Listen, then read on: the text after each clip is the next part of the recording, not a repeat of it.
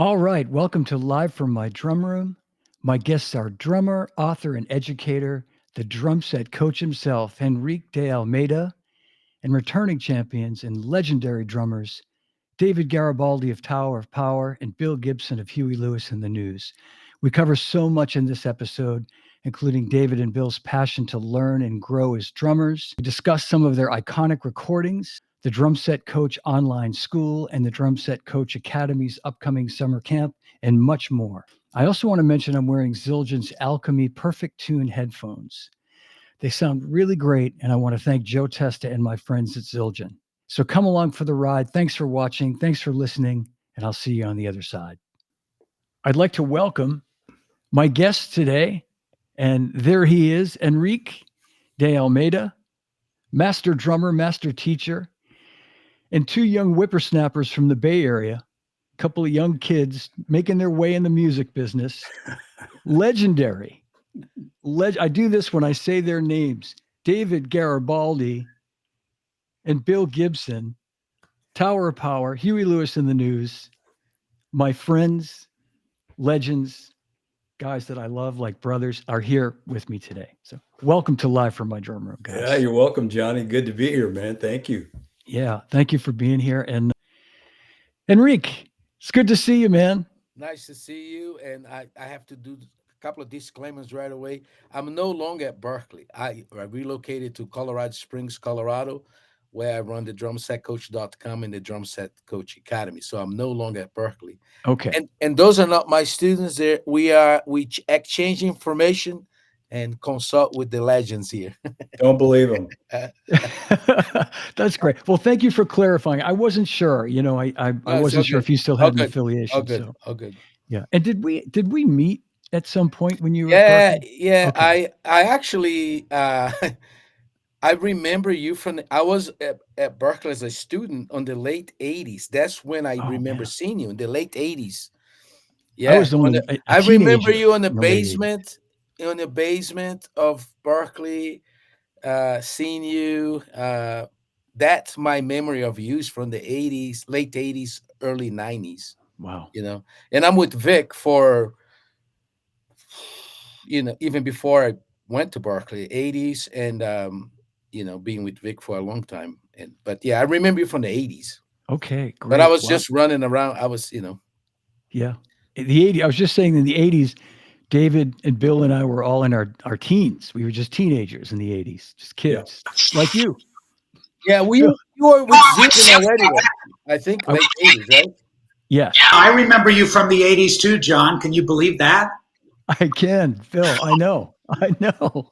I can And remember the David, 80s. just the fact that we can remember the 80s is pretty great, I think, just to begin with.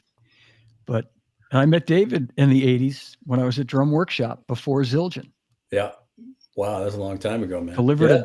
a pedal to his house in Canoga Park. I remember. When I was living in LA. Yeah. Yeah. Wow, Uh, man. I That's know. cool. Yeah, that's That's good.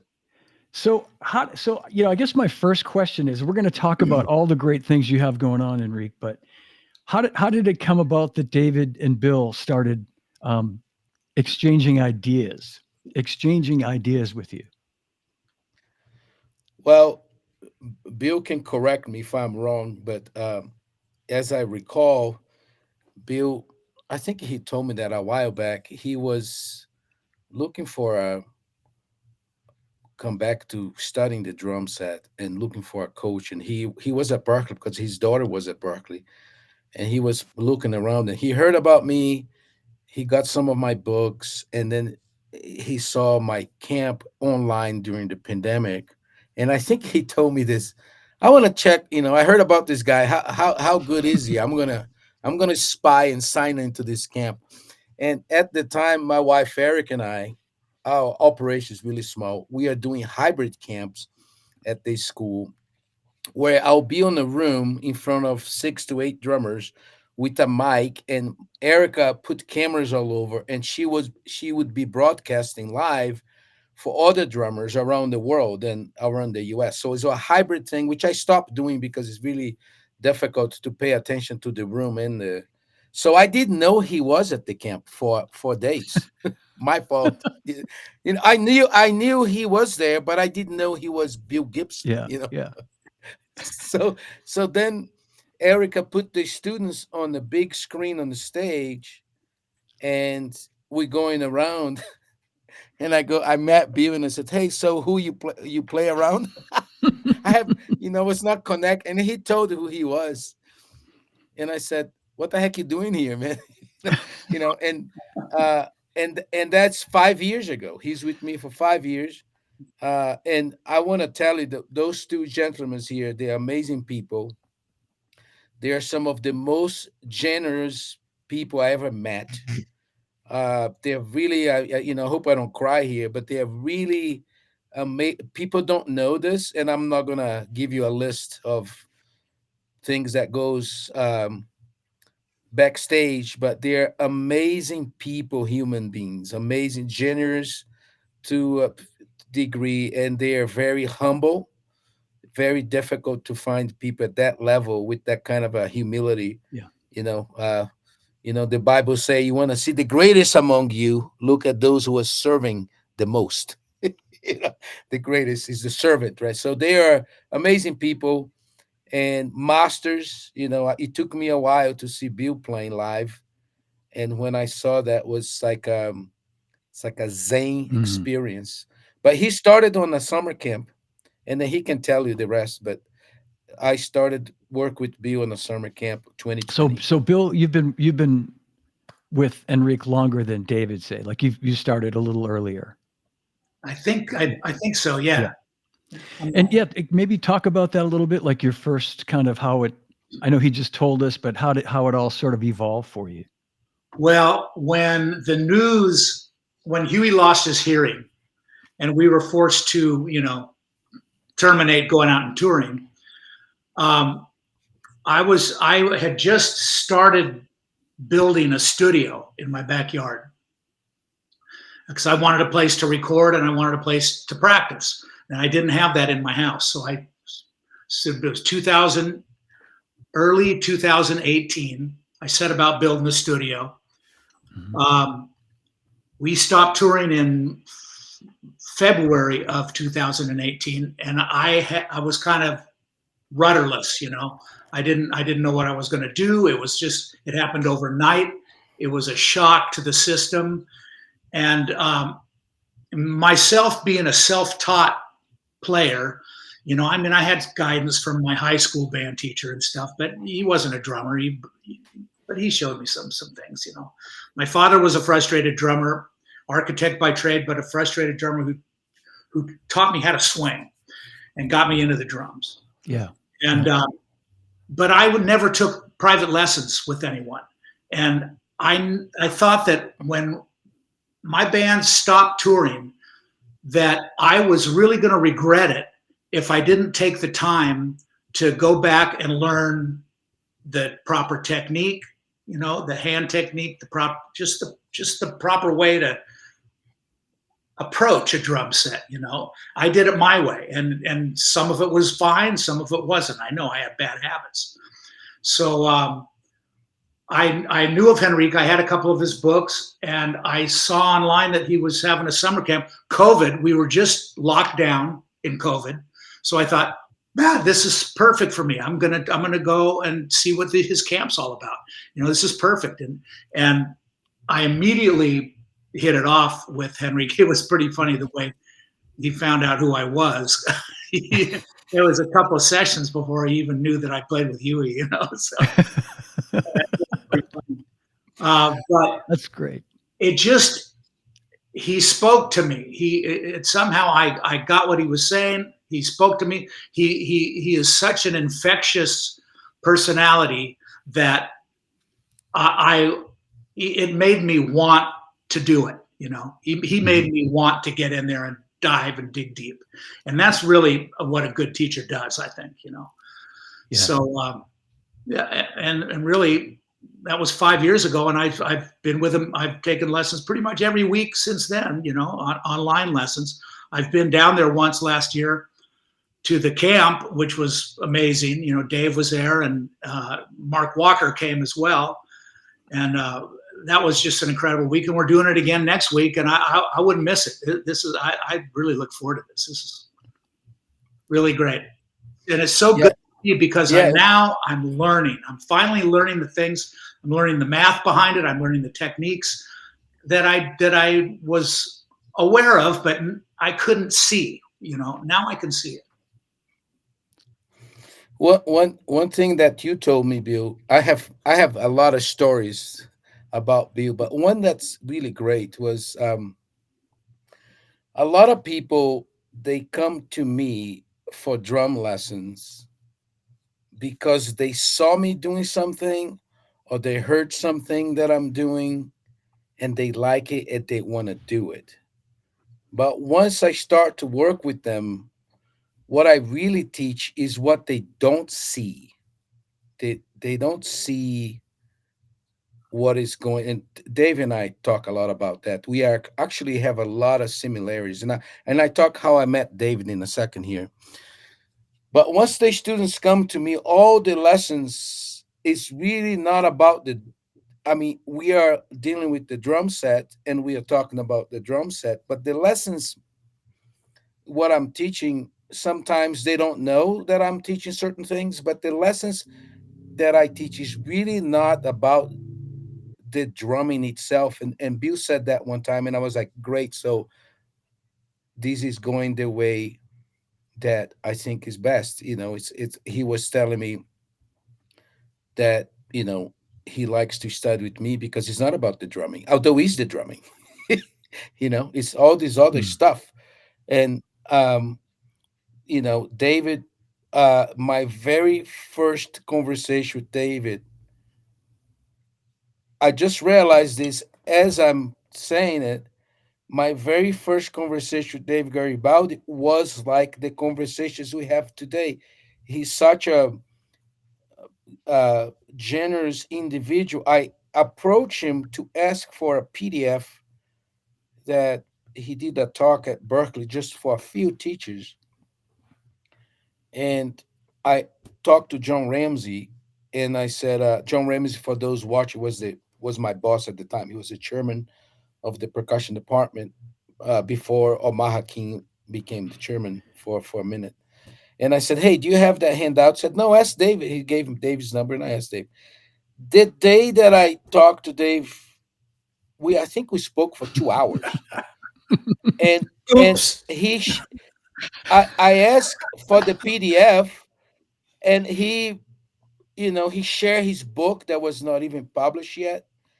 We talked about concepts. We were just sharing, like, was amazing, and I missed that because when I was at Berkeley, we had a amazing faculty that we exchanged bouncy ideas. But anyway, so then I said, "Are you in your computer?" He said yes. So I sent a few things. I sent some of my books to him, and we talked for a long time, and it was so incredible the things that he was sharing with me conceptually.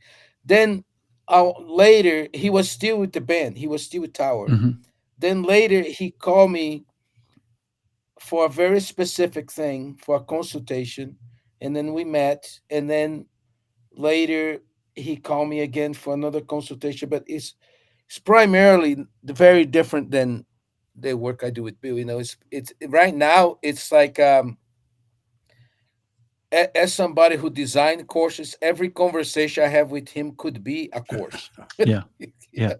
It's pretty deep, man. I let him talk, but it's like, and there's things I'm learning with him, because this was funny. After a while, when I got to know him a little better, one day after the consultation, I said, "Hey, show me something. You teach me something." And he said, what do you want to, I said, "I saw you doing this and this and this. Can you explain this?" And this is like the last few minutes of the consultation, and he showed me a few things. I couldn't do any of it, nothing, zero. Everything he was showing me, I couldn't do it. So we end the call. I text him, "Can you write these down for me?" And he immediately, that's how the kind of guy he is, man. Like 5 minutes later, he's on my phone. He had the heart to do it, and he wrote it, and then I worked on it.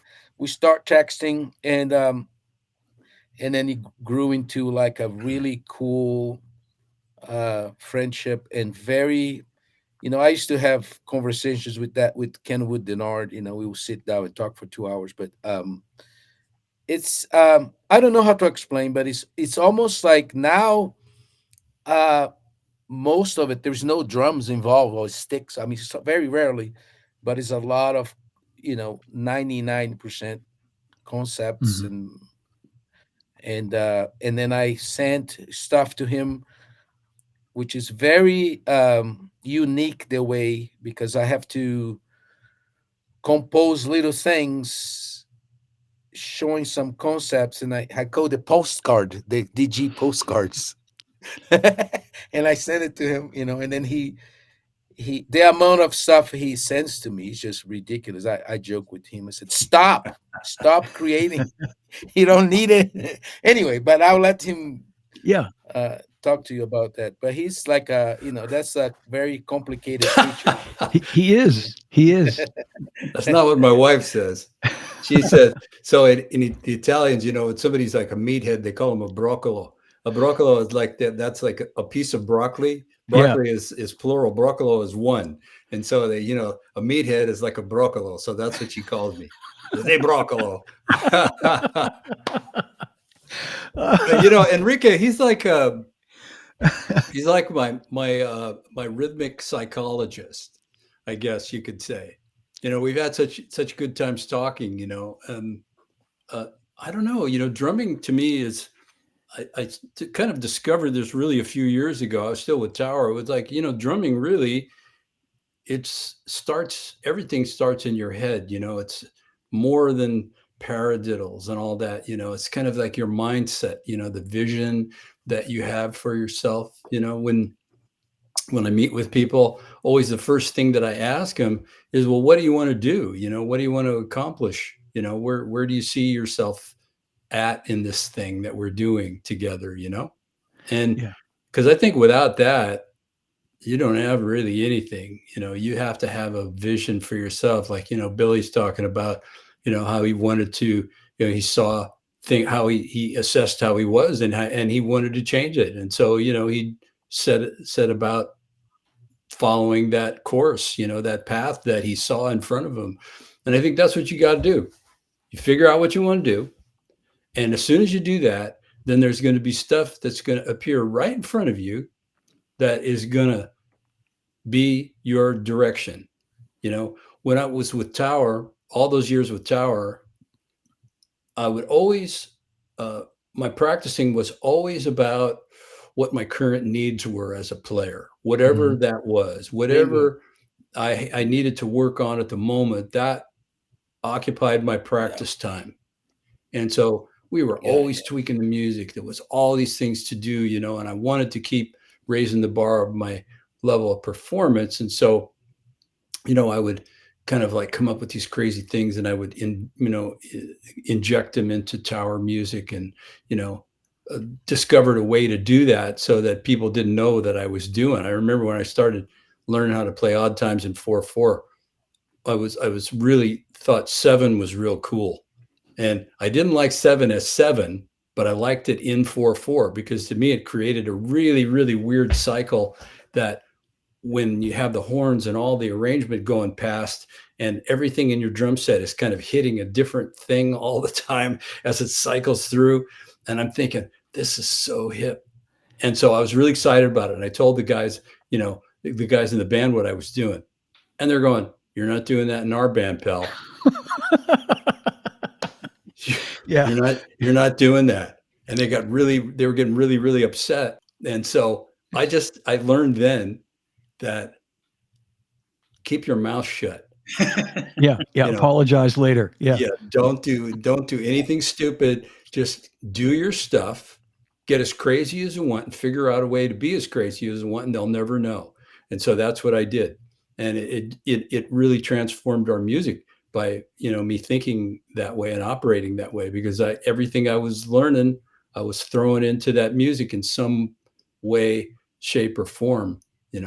and also let me tell you this. I'm a horrible student. I really am.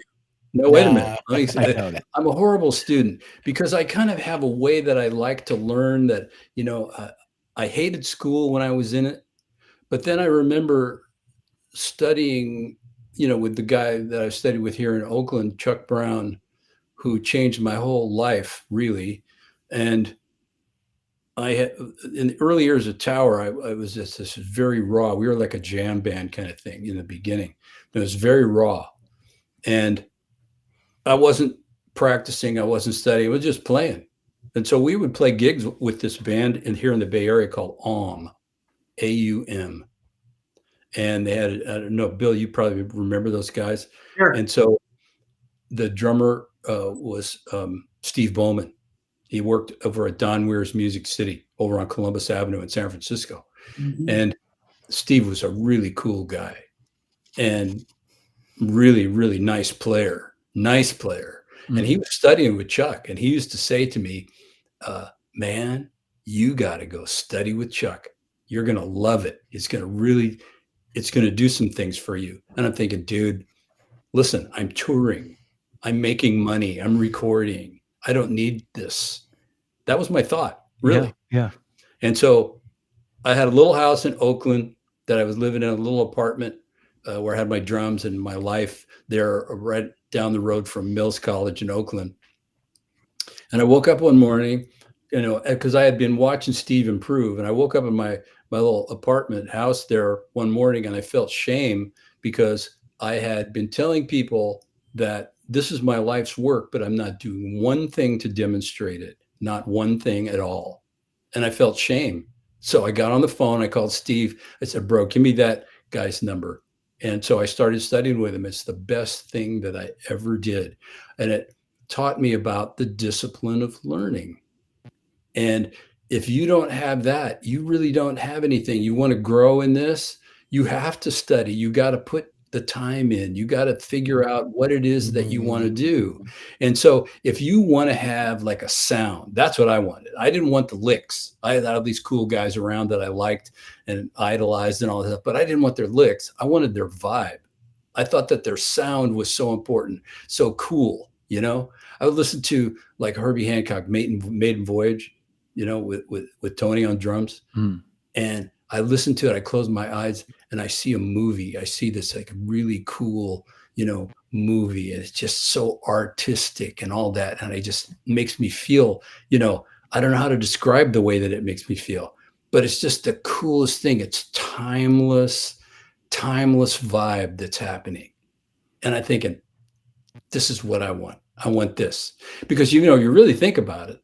Guys that are the creators, those are the people we admire. We don't like the guy. We don't really follow the guys that are, everybody's at the bottom of the ladder. Right.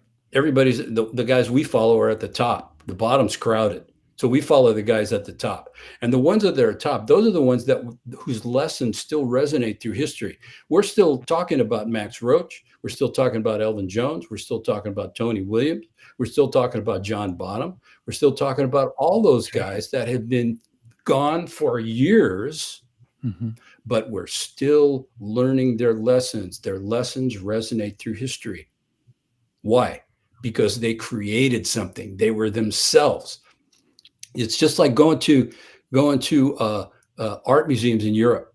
You go to really great art museums, the Louvre in Paris. You go to the Vatican Museum, the Uffizi Gallery in Florence, and you sit there and you're surrounded by this beautiful, beautiful art that was created, hundreds of years ago. Right. And it's still there speaking to people and blowing people's minds at its beauty and all this stuff. How could people come up with it? You go to Sistine Chapel, you go up there and, look at the frescoes on the, on the ceiling. Oh man, I hope I don't get in trouble for this, but you're not supposed to take pictures in there. I was in there with a buddy of mine, one of the guys in the band, and I snuck out my camera and I kind of took little pictures. I hope the Vatican's not listening right now. Good thing Pope Leo's an American. That's right. Yeah, I have too. I know. It's terrible. But still, all that stuff. So anyway, that my learning journey is really just completely screwed up. I really dig making things up and hearing things and getting inspired by it, and it's kind of adding scholarship to like a really weird weird thing, if you know what I mean. So anyway, that's my story, and I'm sticking to it. I love it, and I gotta say, I mean, it's that is that really means a lot, David, because having known your history as a teacher, I mean, you go back, you started doing drum clinics in the very beginning of drum clinics, really, right? In the late 70s or early 80s with Yeah. Rogers and Yeah, Peisty put me out there with Roy Burns, who yeah, was really the only guy doing it, and they put me out there with him so I could learn how to do it. So Roy was like my mentor and all of that. yeah. He was the original. God Yeah. bless Roy. Yeah, Roy Burns. And I remember seeing one of those clinics back in the early 80s, and so I think it really means a lot that you had this desire to increase your knowledge, to continue. And it doesn't surprise me because you're one of the like Bill and like all the great drummers. You have a thirst for knowledge, for wanting to continue to learn. And I think it's pretty fascinating that the history that you have as a teacher and as an educator, that you're taking it to another level by studying with Henrique. So it really He says we're not studying, but right. we are. Yeah. We are. One thing that's fascinating to me is I wish I had, you know, more masters. Yeah, I have other heavy hitters, but one thing with those guys that's really interesting is like Bill, they are exactly what they're saying. They are themselves. And like I give you an example, when you can see Bill online and you hear him on the records and all that, but when you like right in front of the drums and he plays the tunes, like he did on last camp, he's so zane, man. It's like I told Mark Walker came like uh, in the middle of the camp and he stayed with me, and I said, "You got to check Bill tomorrow, man. You won't believe this." And then I got a piece of paper, and I said he plays like this, and I did this line, like a line, and I did a little thing, and another line, and I did another thing, and I did another line, like very clean. And said, "Now here's how we play." And then I did a bunch of, everything had a purpose, everything had a meaning with the song. It was, I don't know how to explain. And then when he's in class, I feel bad for the other students because when he plays the homework, it's like a song. We just sit there and watch. And I remember, I have many stories, but I remember one day we doing something. Um, the level he's right now, it's like there is nothing really easy on that level. It's pretty much whoever's there loves the drums. I'm telling you this. And we play. I can't remember what it was that we working on. And he comes on. He put the metronome, and he played the whole thing stupidly slow, like so slow that it's difficult, super slow and super perfect. And we just, I started doing that. He just slow it down to a degree that's like, why are you doing this to yourself? And and then he started and then he cleans up everything. So it's like, you know, and I don't know, I never spoke to him about this, but he really doesn't care that he's Bill Gibson. He just practice and he learns and he keeps moving forward. And he has the discipline and the consistency, and it's just incredible to Hey, see. can I Like throw if you something in saw here? him Can I 5 throw years, something in here? yeah, So yeah, Billy's playing yeah, slow like that. Well, when I studied with Murray Spivak, everybody always wants to play fast. Everybody likes to true. play fast. Everybody wants to play fast. Well, Murray, when you study with Murray, he would get a baseline of where your ability was, your kind of like your tempo, your default sort of tempo, and then he'd slow it down. He'd slow you down. So instead of going faster, he'd have you go slower so you'd learn how to relax. And so that you could still articulate all the things that we would do. We were doing like, Podemsky and Wilcoxon and all this stuff. And we would do it slow. Oh man. So Billy, yes, absolutely, brother. In my mind, I can't do it fast until I can do it slow. Exactly. Yeah. Right? Well, that's true. I just can't. I have to really. Maybe I'm a slow learner, but I need to know exactly what's going on. I need to be able to do it slow. Then I'll raise it up, and then and then I'll know it. I'll know the piece better than if I'm just trying to rush through it. So You also like to memorize things. You always I work best memorize from things. memory. So like all these, It's incredible. like these songs. Henrique's given us 2 songs recently with double bass drum. We're working on double bass drum etudes, and now he gives us 2 songs to play with, and I do it the way I did it with my band. I learn it, I memorize it. Mm-hmm. Now I can go in and play it so much easier if I know the piece. You know that, Dave. You did. Yeah. Well, we for years. I mean, we're like, we called ourselves a garage band that could read music, and so we had, Billy, we had like a whole repertoire of tunes, and for years I had in those things in my memory. So we had one period where we were doing 4 different shows, 4 different sets of material, and we would rotate each night, and we did that for a long time. Oh. And so we'd bring songs in and out. We'd, some songs we would play for a long time, then bring, we'd get tired of it, give them a Viking funeral, send them out, burning across the lake, and then maybe bring them back, like even years later. And I was remembering all the stuff that I did and all that stuff. Well, so a few years, so the memory thing was really easy, because it was the garage band sort of concept. Well, Billy, you know this, man. And so a few years ago, I had a weird thing happen, and I had a really bad concussion. And so my whole ability to memorize and all that stuff completely went left. Wow. Completely nuts. Wow. So it's all in there, but to access it sometimes is really, really difficult. It was really hard when we were performing, and I got, so memorizing. Billy, you're doing the good thing, man. If you're doing that. Hey, Dave, here's another thing I was gonna. Oh no, go ahead. Go ahead. Well, I was gonna say, after your accident, and you were playing live, you said it was hard to kind of your RAM went nutty, right? Your random access memory kind of went goofy. Did you find yourself lost in the middle of a tune sometimes? That's stuff that it would happen sometimes, but it was kind of weird. So when I came back on the band, I wasn't expecting to have like coordination issues, and I had them. My limbs didn't line up. So, you practice for years, aligning your limbs so you can play seamlessly. But it was like everything was like kind of off center, and so I really struggled with that for a while, so I did a bunch of different things, and, I had trouble with my left foot, and so I saw Steve Gadd on a Blue Note thing, playing live, and he wasn't using his hi-hat when he was playing his ride cymbal.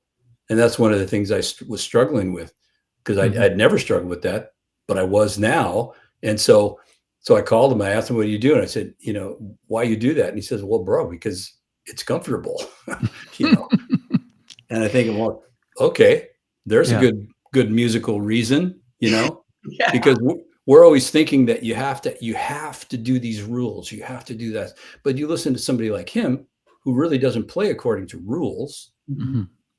And I think that's what helped me, is to go back to the way that I approached things, which was no rules, and, forge a way forward, Mm-hmm. So I would get confused with rights and lefts. Mm-hmm. That was like, I would get overwhelmed with rights and left. It was the weirdest thing, man. It's like, you have this puzzle on a table that you put together, one of those big puzzles, and somebody comes and they just knock it off the table. And you go, oh shit, all the work that you did, to put all that stuff together, and you go, oh shit, what do I do now? Well, you got to start over. So I did pretty well. I was never able to get things back to the level that they were before that happened.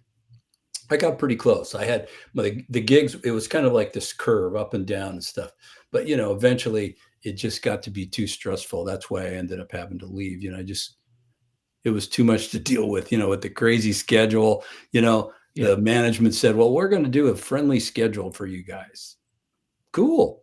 Well, I looked at it after we were finished, and we were gone for 183 days. Like I felt like Russell Crowe in the Master and Commander movie. I want to make just a quick point, two quick points. What you said about playing slow, Bill, you mentioned this, playing slow until you get it, till it feels comfortable.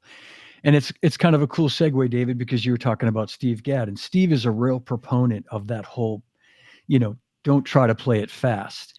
And I remember having a conversation with him 10 or more years ago. I started playing again, trying to be serious about it. And he lectured me on the phone one day about trying to play fast. He said, why are you trying to, who gives a shit? Who do you think anybody gives a shit about how fast you can play? Right. And it just like a light bulb went off in my head. He's like, man, just sit down with the book. If it's stick control or syncopation, work on your rudiments really slow. And the key is getting them even and, having it feel good and feel right. And then you can talk about building your speed, but don't. And I think what both of you guys said is so important because I think there's such a tendency for everybody to want to play fast. Like That that's, Gadamant's book, John, yeah, the Gadamant's book is all about comfort. I mean, that's one of the things that really impresses me about the book. I use it, and it's about relaxing and learning you know, to play things accurately. And it's about comfort. It's a book that will show you how to be comfortable. It's an even Yeah. exchange of rights and lefts. So right. you get into that book and you see how Steve plays. Because when I hear his playing, it's always an even exchange of rights and lefts to me. It always sounds very balanced, Yeah. you know? Yeah. Yeah. You're Yeah. right. And so It, when I got into that book and I realized, well, this is how this dude thinks. you know, Yeah. it's it's awesome, and it's all the tempos, 80 beats a minute, Exactly. 88. Exactly. Yeah. It's all just you in know really what? kind of our comfort zone. I think Yeah. one of the I, problems that I see with students is they don't really spend time thinking about why they're practicing. I remember recently on an advanced class, I was on a walk and I got this call from the student, and he says, "Hey, I want to talk to you. I'm gonna. This is like a few months ago. I'm gonna drop this class. I'm overwhelmed and it's too hard." And he was really anxious, saying that he wants to drop the class, and they had a presentation coming up that they had to play certain things. And I said, "Why do we practice? Why do you practice?" And he start telling me, and he asked me, why do I practice? And I said, I like to practice things to have a better sound, have good dynamics, good balance, good time feel, good tempo. That's why I practice. I said, if you spend, just practice one line, just that first line of this thing that you have to do it, and you spend 10 minutes, you have 10 minutes. Yes, yes, but this is going to take hours. He said, I said, get 5 minutes. You have 5 minutes, get 10 minutes, and practice just the first measure or the first four measures, and practice with a good sound if you're relaxed, if it's a good time feel, and practice with all those things. If you do that for 5 minutes, it doesn't matter what you practice, it's how you practice. If you spend 10 minutes or an hour every day working on your sound, your balance, your dynamics, and all that, you are benefiting, and you are uh, developing the skills.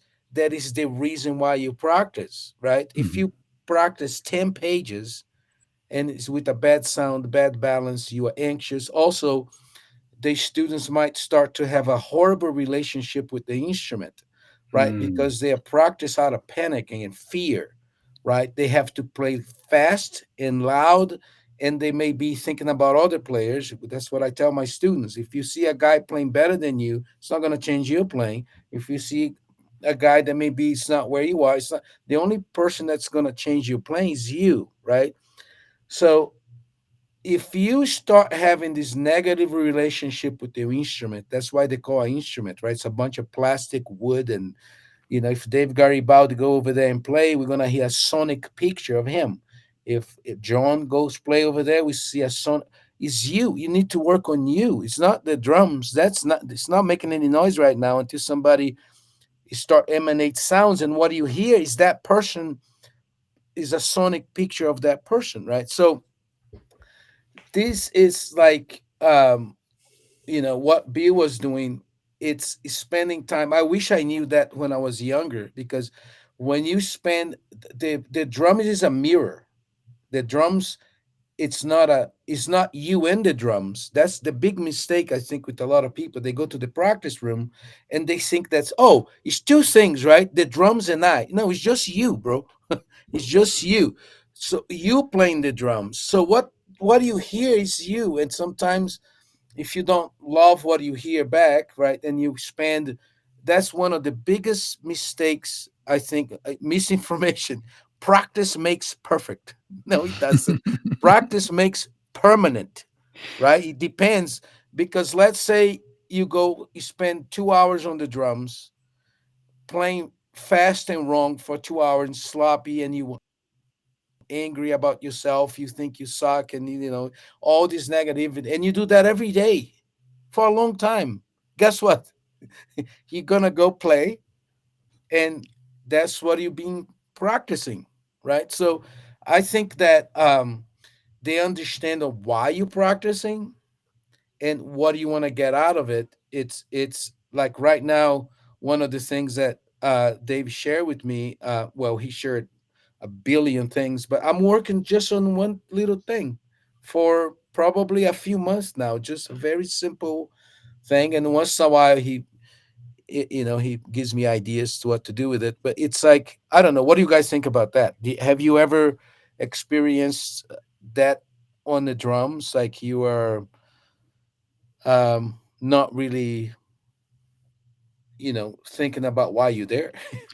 you know I I think that's something every drummer probably faces, right? Is like this idea that you need to sit down and play, and then it's using that time effectively. Really, as you just said, not just forcing yourself to play. And it's like you said, anxious. That's a really great word for it, because I know there are times when mentally I'll say to myself, I got to play today, and I'll sit down and I'll be anxious, and I feel like I probably get nothing out of it at the end of it. I've just made a bunch of noise and, made my wife, you know, just have to put up with me making noise for, 45 minutes or an hour. If you sit down and practice, or even just sit down to play, I kind of look sometimes as sessions in my studio are like muse visits. The muse comes and visits and hangs out for a while, that's right, that's and right. But he doesn't come every day.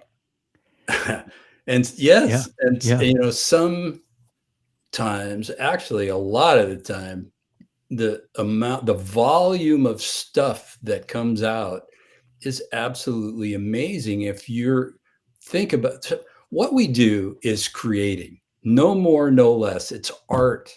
It's Yeah. art. This is art. And Mm. so if you go in, you're creating things. Even when I sit down and I work on the pad, I do pad work every morning. When I get up, I go out in the studio and do pad work. To me, it's even that. I sit down and maybe some movement will pop into my head, and that's the first thing I'll play. I'll just sit there and do that, not looking out of a book or any stuff, but stuff that Yeah. that's in my head, and I'll just write it down. That notebook thing. I'm telling you, man, that's amazing, and that's a whole other thing to talk about. Yeah. My practice notebook has become books, and for years I've used practice notebooks as source materials, like a kind of a rhythmic database, source material for articles, for gigs, for stuff I did Yeah. with Tower, for everything. And so when I go in the studio, I'll put a date on the top of the page, and then I'll just play and Yeah. I'll write down stuff that comes out. it, It's cool. it's amazing. You help me and encourage me to do that now when the muse come to document what it came out. But there is something else too that I like to tell students, because sometimes people learn something and they say, "Oh, I already know that," and they abandon that, right? So I'll give you an example. Years Mm. ago, after I studied with Gary Chafee for many years and Alan Dawson, and I work on jazz coordination, the Jim Chapin materials, Jim Riley, John Riley, the Jack DeJohnette. So I was doing all those coordination things, but I was not really phrasing the way I was wanted to phrase. So I came up with this. One thing that the master Alan Dawson used to tell me all the time is that you can't take the book to the gig. So, so one of the courses that I took with him, I was with him from '88 to when I graduated, '95 or '94 anyway.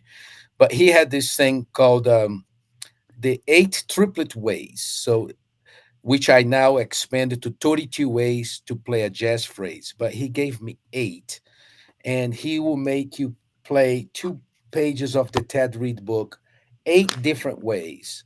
And then when you're ready, he's the surprise. He's gonna test if you know it. You, you go to the lesson, and he took the book out of the stand. He closed the book and said this. Now I'm gonna, he'll do that with everybody, every student.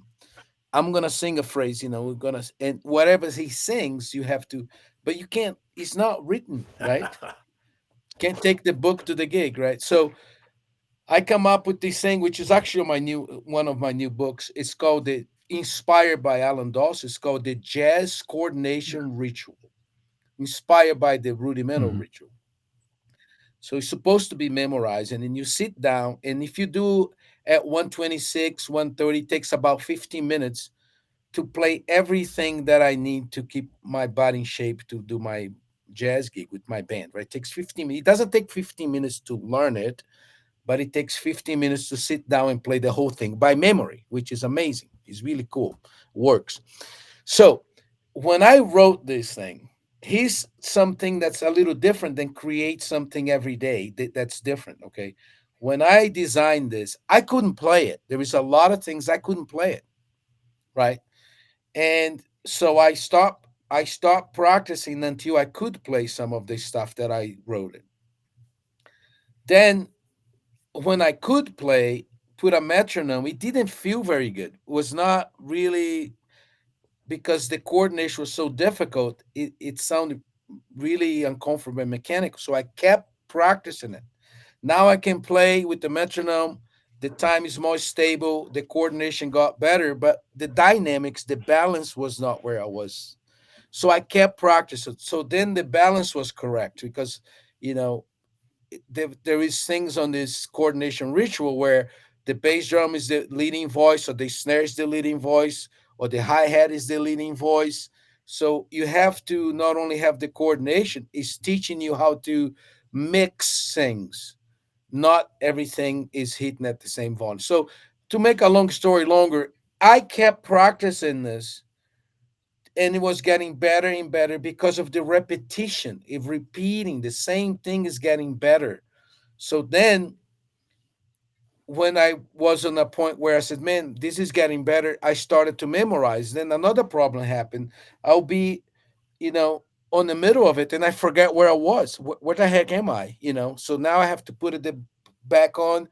So basically, what I'm telling you is there is an advantage, in my opinion, if you have things uh, that you're not having a deeper relationship with it. I think when you stay with something, the way you see that thing, it's just when you meet a person, or it's like you know it better and better and deeper and deeper. And now I can play with the man, I can play it. The balance is good. But what do I do now? I play almost every day, and it becomes something totally different. The reason I'm practicing now, the same exercise, is very different than if I show you right now for you to start practicing, because you're going to have to go through that whole process. Now, if I practice a few times a week and I'm repeating, it's now becoming part of it's coming out of my playing now. That's a whole other different Right. purpose. So there is a something happens when you practice certain things for years. You mentioned Steve Gadd. How many times you saw Steve Gadd playing uh, Crazy Army or his Right. Mozambique or I mean the depths of that. Yeah. It's like Yes, sir. when my son Max was on Bill's class last summer. Max was 16 last year. He's 17 now, and he was on Bill's class. After the first day, we got in the car, and Max said, "Dad, when Bill plays, everything is perfect." I was looking at his snare drum; it's perfect. I said, I said, Yes. I said, uh, I said, "Do you know what Bill and Mark and David has in common? Because they all teach in the camp." I was telling my son this. I said, "You know how Dad is on the Air Force, right? Was on the Air Force for 13 years." He said, "Yes." I said, "Imagine imagine a pilot on the Air Force that both pilots went to the academy. They both became pilots. This guy, they both went to combat zones. This guy has, I don't know what, a significant amount of hours. This guy has 10,000 hours of flight. Then he start teaching at the academy. But this guy never went to teach at the academy. He kept flying. Now he has 1,000,000 hours of flight. So the Yeah. amount of gigs that David, Bill, and Mark does on the stage at the highest level is thousands of hours, thousands of repetition. How many times he played that Yeah. song? Yeah. So it becomes, so what I'm saying is like, it's all important. You should be advancing and discover new things. And if you wanna, you also have to maintain, right? You need to be drums. There is some sort of a mental, uh, f- you know, dexterity that you're gonna have to have, physical dexterity. But I think there is something in there about knowing something really, really well, and that requires some repetition. Why can I play Mm. all these polyrhythm things without thinking? I had a conversation with Dave about this. I don't know if you remember this, Dave. He said, "How you count this?" And I was texting him back, "Count this for whooshes. Don't count this. Do the. We had a conversation about using the motion, and I was so happy because silence on the other end for a while, and then Well, he it's because he I texts asked you back, a "You are question. genius. You are I genius." I asked a question, and all of a sudden, Stephen Hawking appears on the other end of the line, and I'm going, "Wait a second here," you know? But But, he texts back. He said, "You are genius. It worked." the thing too is what Enrique is saying is or Henrique, excuse me. I always call him Enrique. He never busted before me this, me but too. Yeah. Yeah. so um, coordination is organization. Yeah, And so it starts here. You have a room. You want to keep your room neat. You want to keep your office neat. What do you have to do? You got to stay on top of keeping it neat, or it yeah, starts to look cluttered and screwed up. yeah, It's the Yep. very yeah, same Yep. thing. That's what happens with our playing, right? I mean, Bill, can tell you this too. All of us, we know you have to pay attention to keeping things in yes, the place that you want it yes, to be, yes, you know? Yeah. yeah, I want to make a point about Bill. I've seen Bill play live more than a lot of drummers. I mean, Bill, going back to the 80s, like you said, I mean, up until you guys stopped playing live. And I don't really know of a drummer that I've seen that's as consistent as Bill Gibson. Night after night, every show. There'd be shows where, Garibaldi is every bit as consistent as I. well, I've seen David a bunch of times Different. too, and he's consistent, absolutely. But because I've seen you so many times, Bill, and I just feel like I have to make this point, and I know everybody watching will agree with me if they're familiar with you and the band and seen you. And it's just I made a note earlier because I think for a long time I thought, Bill, I thought you were a very I thought you took lessons. I thought you were like just a when I see you, when people see you play, you look very disciplined, very consistent, very schooled as a drummer. You play traditional grip a lot. You play match grip in certain songs. and you just have a great form and the way you play. So I think, you carry yourself as someone who's been schooled, has studied. So Honesty, you fake that, you got it made. That's good. no, Hey, Bill, I'm Bill, kidding, of Bill, course, but Bill be in camp, sitting there, everybody's on the pad, and doing this. He'll be talking to Dave, hanging out, and then he goes on the stage and sit down, not warmed up, like just like totally doing Yeah. something else. Okay. Yeah. And talking, hanging out. He's like in vacation or something, right? and then he'll sit down for his clinics every day, and he played, and I video, it's all on my phone, and I don't know what it is, man. It has to be repetition. He also has something that I asked him. He plays with I don't know how to explain that. It's not rush. He doesn't rush, but he plays with this vibe that it's like, let's great go. feel. Yeah. There's a little bit of like somebody, like imagine that you sit on the drums and somebody went behind you and just did this to your back, like lean over a little bit. It has this kind of a urgency. Everything has a little urgency to Yep. it, and I don't know. Can you talk about that, I- Bill? Driving the band. yeah, I think that's all a function of the music. I mean, the music called for, it was energetic. It was, a lot of it was up tempo. So, and especially our first record was like kind of new wave-ish that, 3 people heard it, but it was kind of new wave-ish, and but the tempos were just crazy fast. So, it's just a matter of the music. It was just a function. That's how I saw it. It was a function. Cool. Of just kind of. Yes, sir. There were some things we did where I had to stay back, certainly, but I would say the majority of it was urgency. Playing with the urgency is a good way to describe it. Yeah, man. Absolutely. Yeah. Hey, can I say one thing here? Yeah, David. Yeah. Can we address a couple of the things that are in this chat that I see that would be kind of really helpful and relevant to what we're doing here? Sure. Yeah. Yeah. Okay, so I see John McKenna has posted a couple of things. John, how you doing, brother? It's keeping a practice drum journal is a good idea. So just to be clear, this is not a timesheet.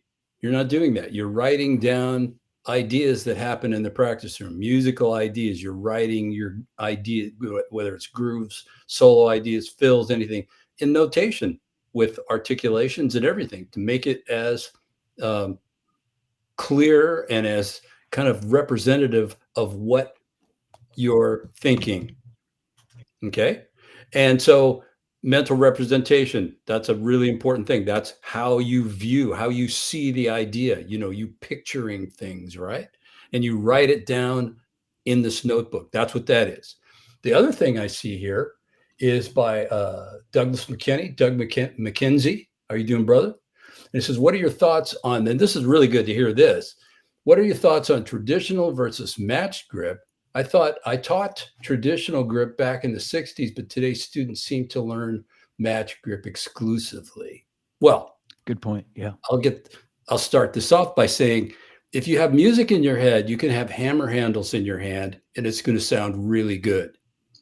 So the technique, how you hold the sticks, isn't necessarily going to improve a musical idea that you think you may have.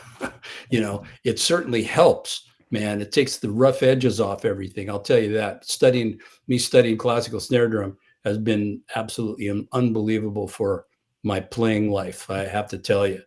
But I had music in my head before I had all those concepts of technique. And, so I played traditional grip for a long, long time. All the early Tower records were traditional grip, squib cakes, all that stuff. That was like heel down with the bass drum and traditional grip, squib cakes, all that stuff. That was done that way. And then when I started adding more drums, I switched to match grip. My teacher, Chuck, really got pissed off at me because I'd spent so much time working all of that, but I wanted to change everything. That was kind of the way that I did things. But still, I mean, Yeah. Yeah. guys, what do you think? Yeah, Bill. I played.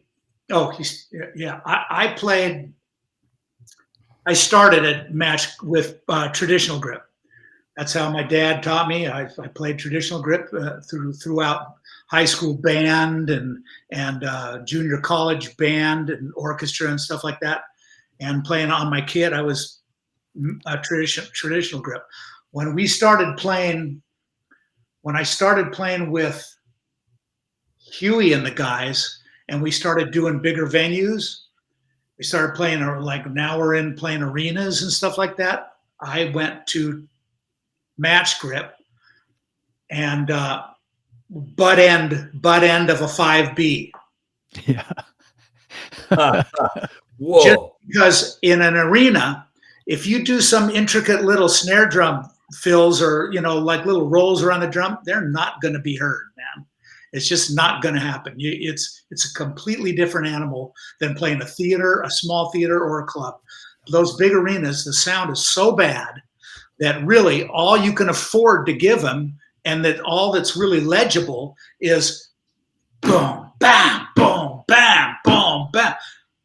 That's really all that's discernible in some of those big places. So I started doing that and just playing louder, just because we were, playing in front of screaming crowds. That was really that was Yeah, the only reason. It wasn't so I could play better or anything. Matter of fact, I'm sure I played less ideas that I had in my head than I would if I'd have been playing traditional grip. I kept it a lot simpler when I played that way, for better yeah. or worse. I, It worked for us, but it you play both now, really right? I seen you playing both. You play both, like in class at least. When you're in class, you play. Sometimes you play like this. I Sometimes do you go play back like and that. forth. I can't do double I, stroke I rolls though. I got match grip, double stroke. My left hand is just not there. It's yeah, my finesse is with a traditional grip. That's where my finesse is. yeah. I have two things to say about the traditional grip and also the journal thing.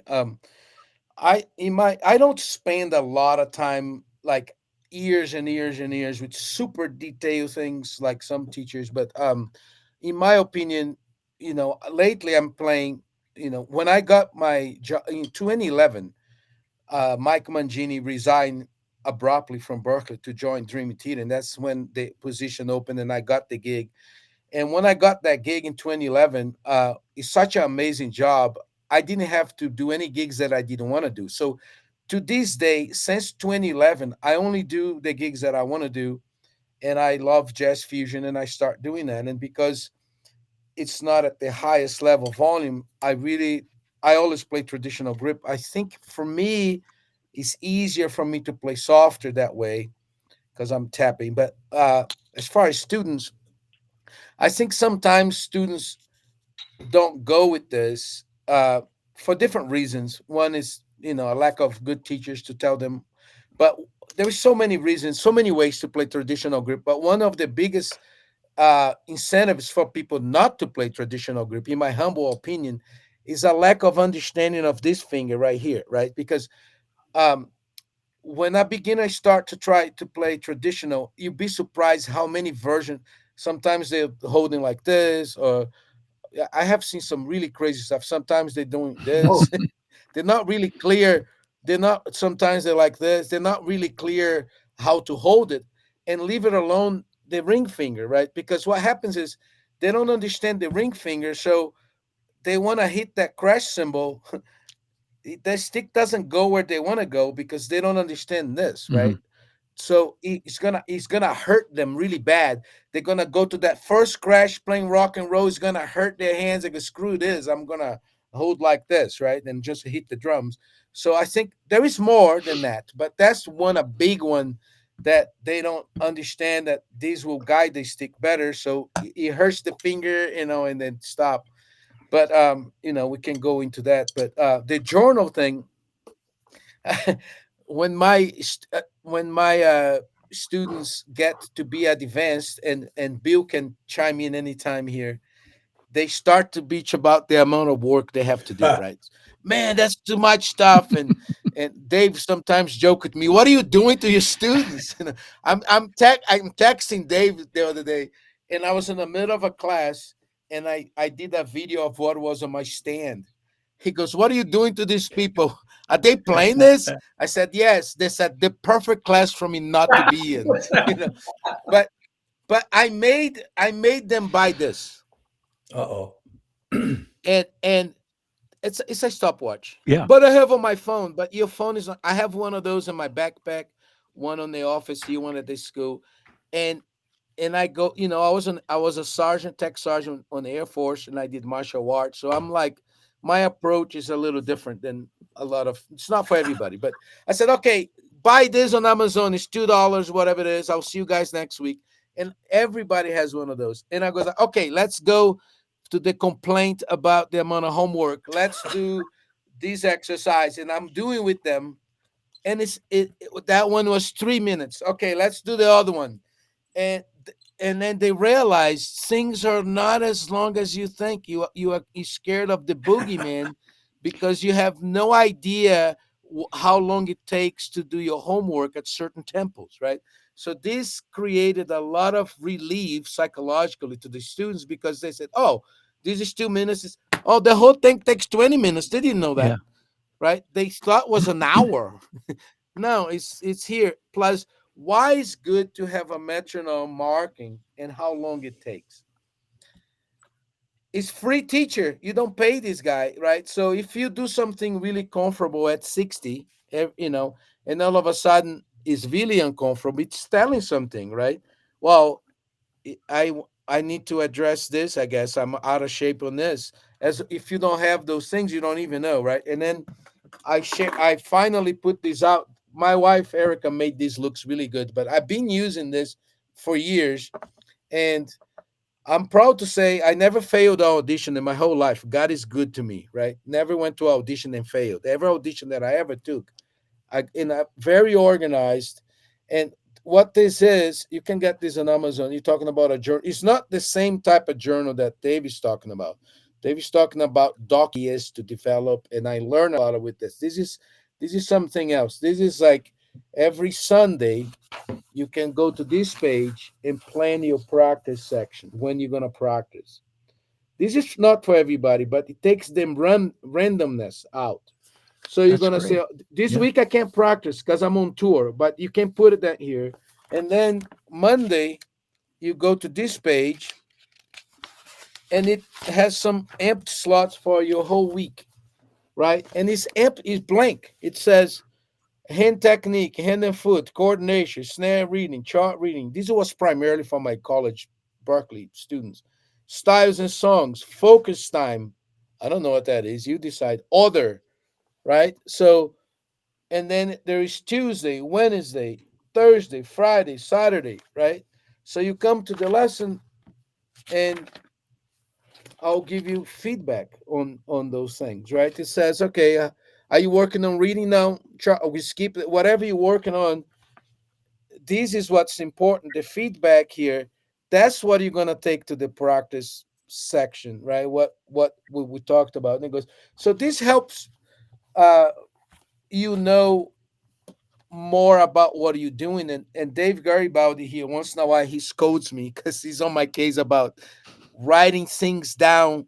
No, he's really like, I never met anybody who really, like, if you take lessons with people sometimes, legends like those guys, and they're gonna show you something, but you really don't know what they're doing. David is one of the very few teachers that he'll teach you exactly what he's doing sometimes. You know, if you ask him a question about, hey, what are you doing here? He's gonna write down, like Phil Wilson used to say, a good chart, there's no questions where he goes. First and second, right?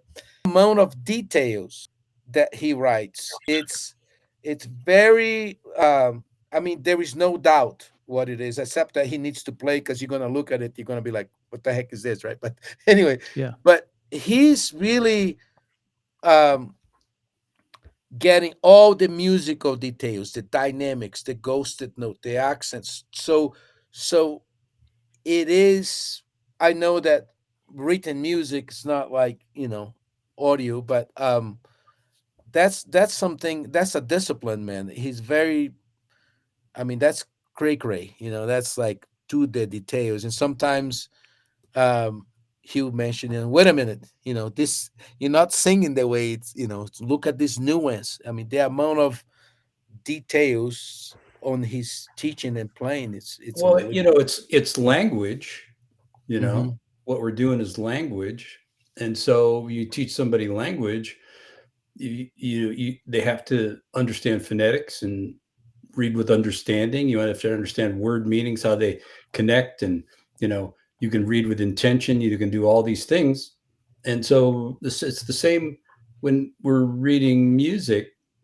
The articulations that you use when you write things down, and it shows people if they want to do it too.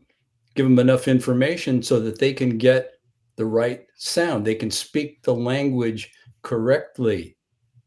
Yeah. That's why I Right think on. that, Yeah. all the drum materials that we see out there that don't have ghosting or accents on every voice, I think it's a disservice to drummers.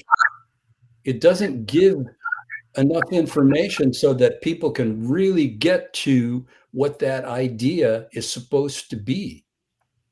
Yes. Right That's on. my Yeah. take on it. Yeah. Hey guys, I want to try something really quickly. I'm calling it audible here real quick, just to Uh-oh. segue back. Yeah, I know this could go very badly. But segue back to what Bill was talking about a minute ago, and I found something. I think I'm going to be able to play this. Where Bill was talking about, and Bill, I think you were talking about going back in the heyday of touring, and how you had to alter your playing to, um, you know, To the venue. into the venue. Yeah, less subtleties, and Yeah. but I found a classic clip from you guys. This is 40 years old. Uh-oh. This is I believe it's from the Cow Palace, maybe, or Cow Palace. 1985. Oh man. I don't know. Wouldn't have been the No. Capitol, maybe the Oakland Coliseum, maybe. Okay, and I know I think we've talked about this before, but I'm going to see if I can get this to play right now.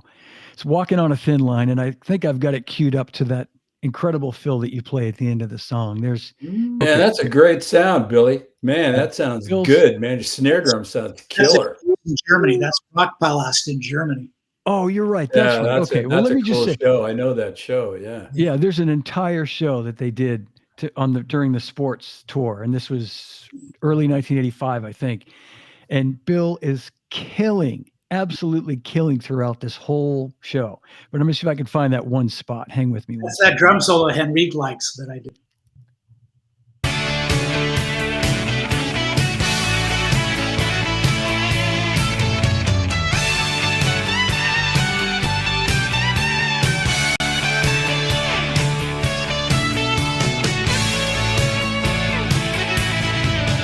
Here it comes. Don't you know me? I'm the boy next door.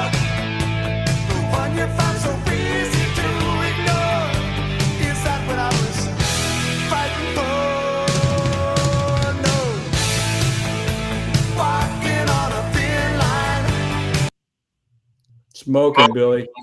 Now play him the iPhone video I sent you, John, of that film. Remember, John? Remember that? Yeah. He asked me what I was playing in there, so I put it on my iPhone in my studio and I sent it to him. I have that too. Hey, thanks for playing that. That was a really cool thing. That got our foot in the door in Germany. That show. It was. They're still talking. Walking on a thin Yeah. line. Walking on a thin line.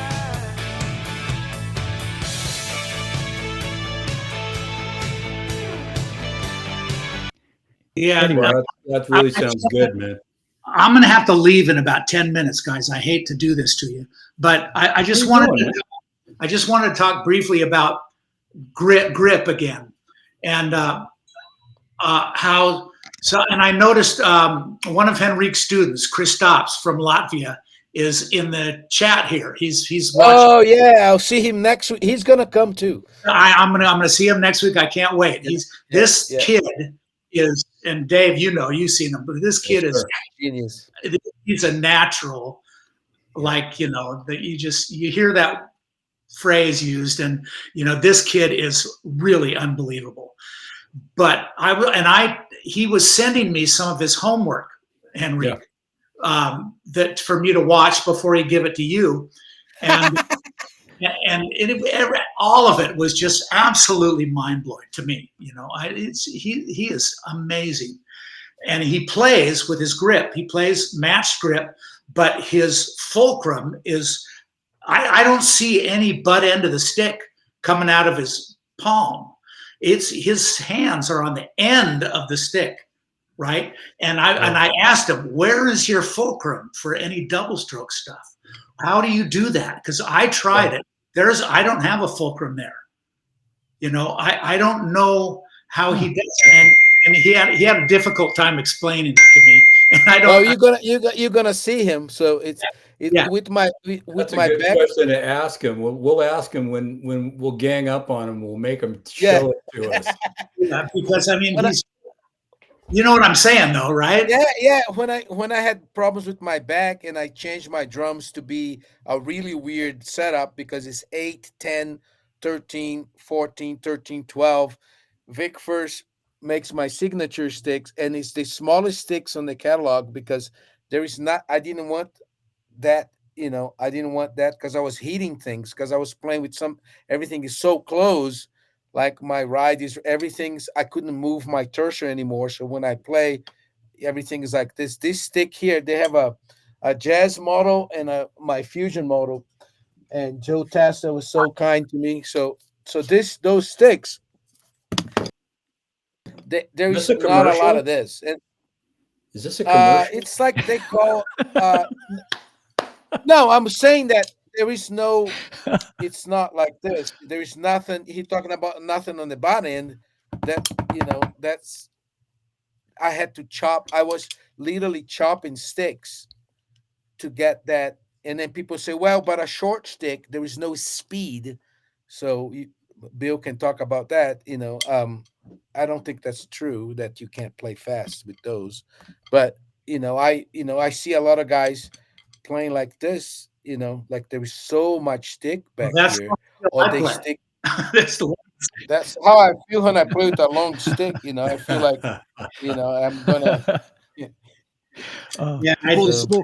Always amazed me how Kristaps could be so fluid and tight with his doubles, and I just couldn't. I can't figure.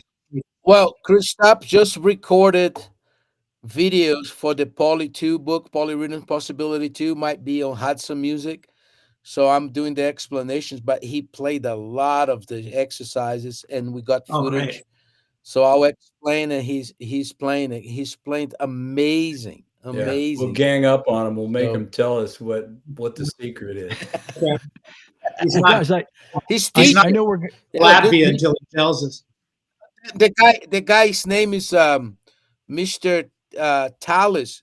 I want to meet his teacher because this guy, that's his teacher.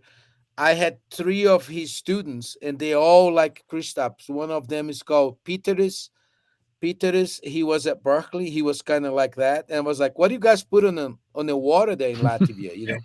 So I met his teacher, Mr. Tallis. Whatever he's doing with them, he's pumping up. Hey, I have to say the students that I've had over the years from Europe, their foundational stuff is way more solid than what we get here in America. They have a classical tradition that they're, exposed to and brought up in and all that stuff.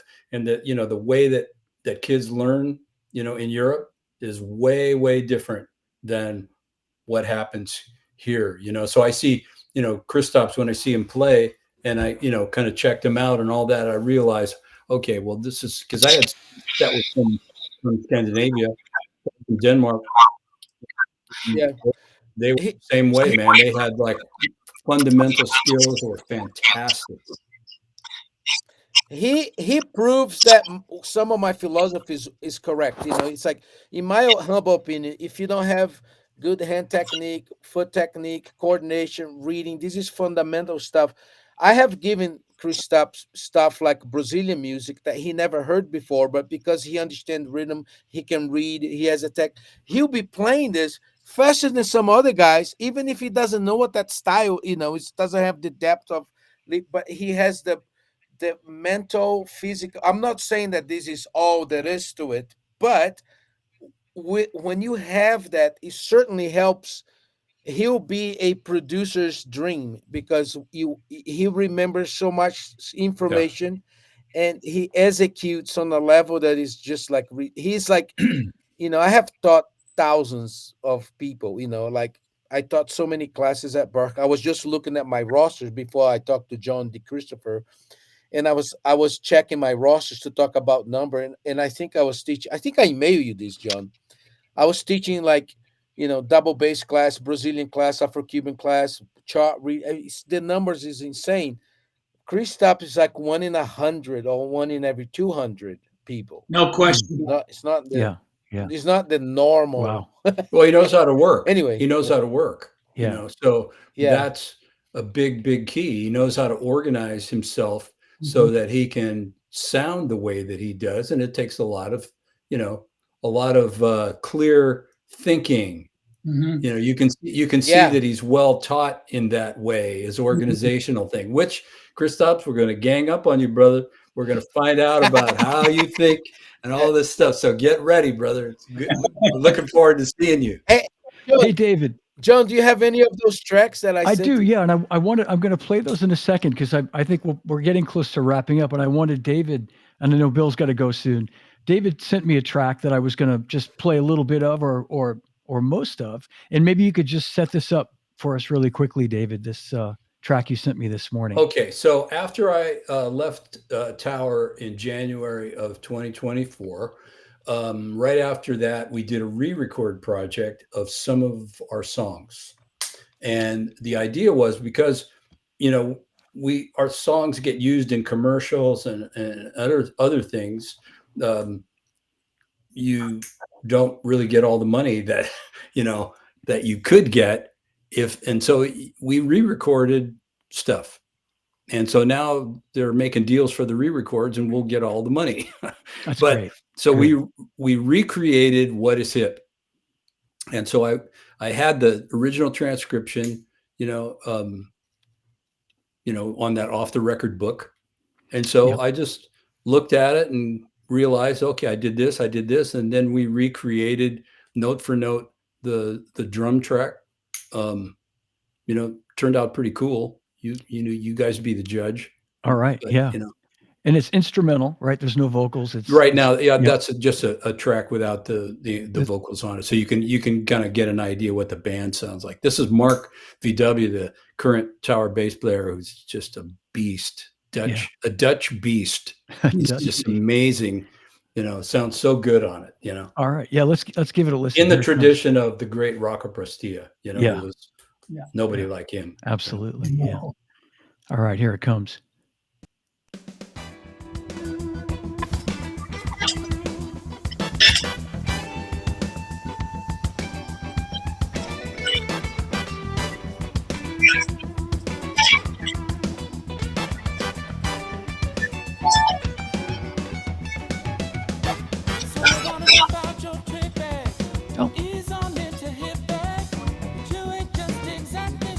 Oh, there is vocal. There's vocals. Yeah.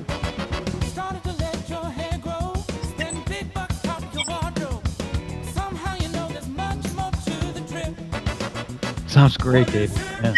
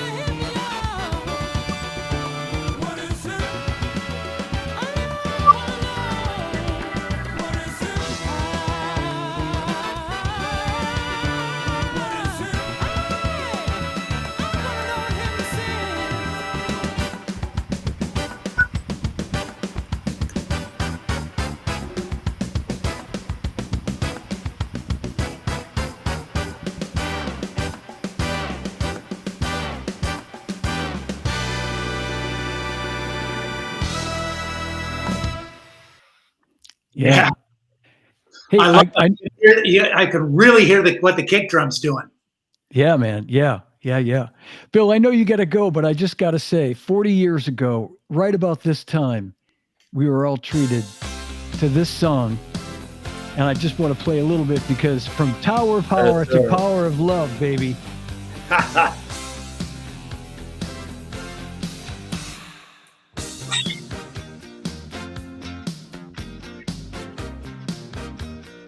And talk about groove, man. Talk about Yes, sir, man. playing in the pocket. It's a curious thing. Make a one man weep, make another man sing. Change your heart to a little white dove. More than a feeling, that's the power of love. Tougher than diamonds, rich like cream. Stronger and harder than a bad girl's dream. Make a bad one good, make a wrong one right. Power of love will keep you home at night. Don't need money, don't take fame. Yeah. Open hi hat. Credit card Love it. ride this train. It's strong and it's sudden and it's cruel sometimes, but it might just save your life. That's the power of love. That's the power of love. First time you feel it, it might make you sad. Next time you feel it, it might make you mad. But you'll be glad, baby, when you're found. That's the power makes the world go round. And it don't take money, don't take fame. Don't need no credit card to ride this train. It's strong and it's sudden, it can be cruel sometimes, but it might just save your life. They say that all in love is fair, yeah, but you don't care. But you know what to do when it gets hold of you. Like those thumbs. Great story behind that. You feel the Hey. power, I know. With the mic. Yeah. Yeah. feel the power of love. Can you feel it?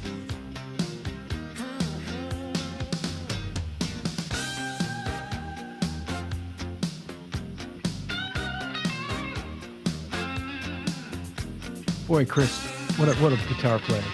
And it's just so simple. For the tune.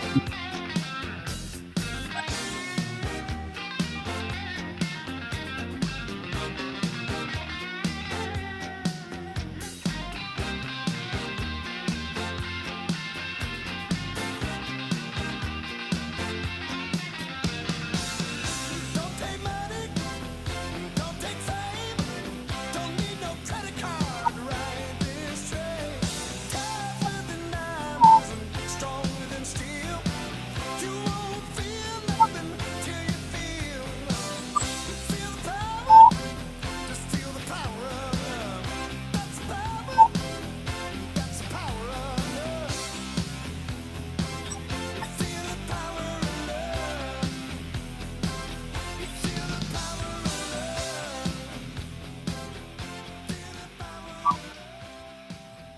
You had to know you had a big hit after you recorded that song. We didn't. We thought that was just a demo for our next the album we were following up Sports with. And Bob Zemeckis, who called Huey and said, "Hey, can you write us a song for this movie we're doing, where the lead would be the lead's, Marty McFly's favorite band would be Huey Lewis and the News. Can you write us a song?" He says, "Well, we've never written for a new movie or anything like that, but we got a couple of tunes we're working on. I'll send you one." And this just happened to be one of them. We didn't think much of it, really. No kidding. And then- Everything's in the right place, brother. That's the Yeah. right there. I think a lot of people grow up listen to Bill like myself, and we didn't know, because once I started to work, and I feel very blessed. God has a weird way, because I would never in my wildest dreams think that those guys want anything to do with me. I don't know why they come to me and take their abuse, but it's like legends, right? They have to tell you guys this. But Bill, once I got to know Bill, I'll be at my house here in the basement having people over, and Eric will be like, "That's Bill." And then there'll be another song, "That's Bill." And I'll be in the car and my kids, "Hey, that's Bill." And I was like, I started to recognize the sound. He has a sound, especially with the Yeah. snare. Yeah. So we'll be driving somewhere, and because I'm listening to jazz fusion all day, right? So I would hear a song. I hear a song now. I said, "That's Bill, right?" They go, "Yep, that's it." It's a lot of songs, man. It's a Lot of songs. lot of Erica's songs. watching and she said, "Yes, power of love." Yeah. Yeah. Now, Dave Garibaldi talked about people paying attention. We had a good conversation about the guys who pay attention. So every June, for those drummers who pay attention, is the Tower of Love, because Bill comes and Dave comes, and we have guests. We're gonna have Forrest Frank, drummer, visiting, because we have to talk about something else. But he's gonna drop by for a day, or I think, or two.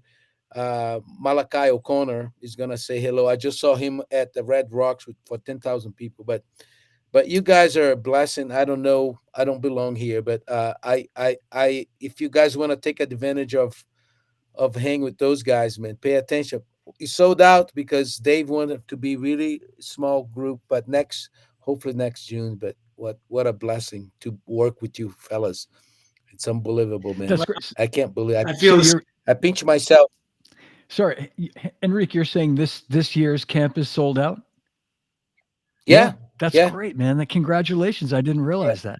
And last year was sold out too. Fantastic. Well, I'll put the information in the show notes, but I want to play one of your tracks that you sent me, and Okay. I'll let you pick which one. We've got many choices here. We've got drum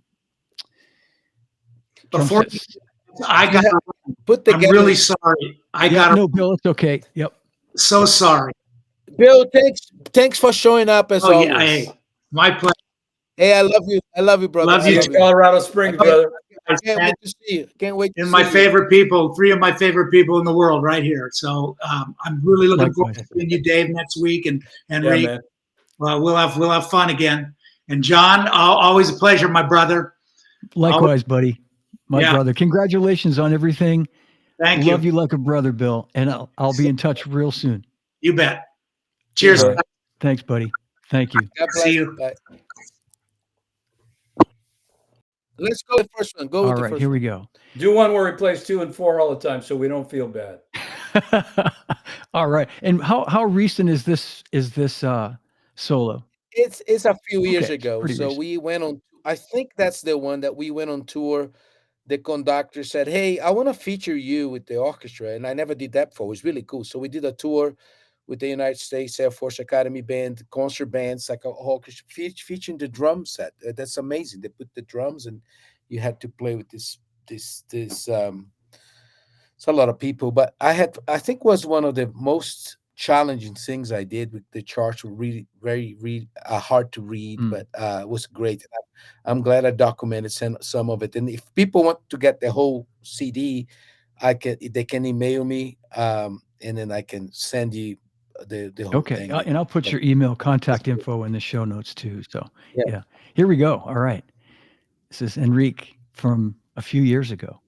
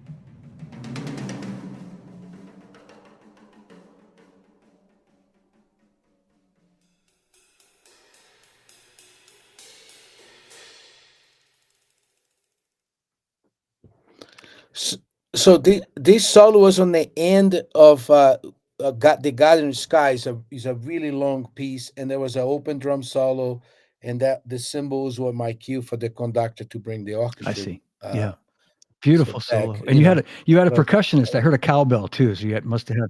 no, it's all there's no No, overdubs on I'm this. It's kidding. just me. That's how you joking. Sounded great, man. Wow, I was listening to these after you sent me these different tracks, and I'm like, yeah, I'm going, man, this is I'm just, telling yeah. you. I know it's no I'm wonder. telling you. I'll say Do this. you I'll have say a? this one thing, and then I'll shut up.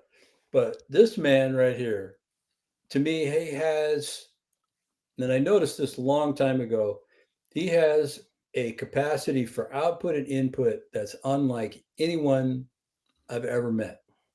And it's absolutely incredible. That's why I make jokes with him. You're like Stephen Hawking when you talk to me. But your ability to understand what's going on, man, you know, your scope of how you play and your scope of drumming, it's it's off the charts, man. Congratulations. Yeah, congratulations. Yeah, you've Well, right back at you. I feel so blessed that I know you as a person. You know, we talk so. I think we talk almost every day for the last few years, right? Almost every day, and your humility, your humbleness, your ability to be so generous. One of the things that Eric and I liked so much when you came here, Dave Garibaldi came to the camp last year, and what he did was so beautiful, man. He, instead of saying, "Hey, I'm Dave Garibaldi, you guys come to my level," he spent hours and hours with students, encourage them to be themselves, to create. I mean, he was like, he joked with me because sometimes he say something and I'm apprehensive, and then I realize he's right, and he goes, "Nobody listens to Uncle David. He's my I see he's Uncle David." He calls Eric and I, "Okay, kids," which is true. So he's like he helped me so much. The whole Hudson thing is because of him. Everything is on Hudson. that's great. He was so enthusiastic about my books and my so it's really like it's a really complex thing because it's like consultation. It can be something like I'm teaching him something, but life wise it's like he's my uncle. you know I got scolded sometimes. Oh, yeah, Hey, you yeah, you you, Uncles you have know to do that it's really sometimes, cool.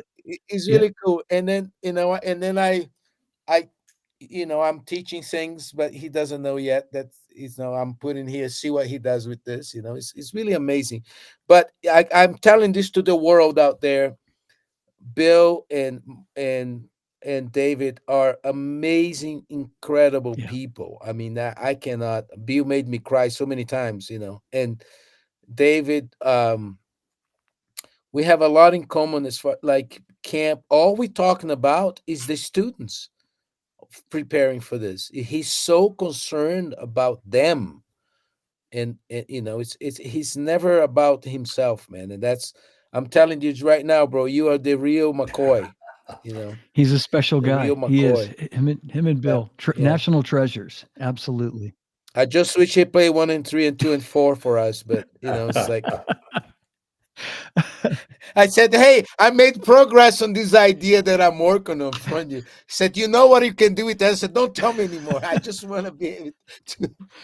Oh man. Well, guys, this has been So so great. It's been. I'm that's all glad it right. all came together the way it did, and It's pretty cool. yeah.